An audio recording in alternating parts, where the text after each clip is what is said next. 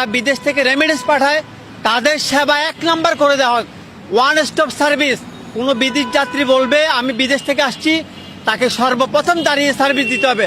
সে remittance যোদ্ধা, তার পাঠানোর ডলারে আমরা সচল থাকি, আল্লাহ আমাদেরকে সচল রাখে আলহামদুলিল্লাহ। তাকে প্রথম সেবা দিতে হবে।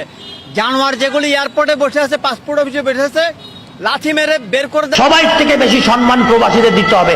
তো প্রবাসীদের একটা ডিজিটাল কার্ড করে দেন, তো তাকে একটা স্মার্ট কার্ড করে দেন, যেটা দেখলে প্রত্যেকটা ডিপার্টমেন্টে তাদের আগায় দিবে এবং তাদের সম্মান করবে। যেন একটা প্রবাসী যেন বাইরের দেশে থেকে অনুভব করতে পারে যে আমার মা, আমার স্ত্রী আমার এই কার্ডটা নিয়ে বিদ্যুৎ অফিসে গেছিল, তাকে পিছন থেকে ডেকে সামনে এনে সম্মান দিত।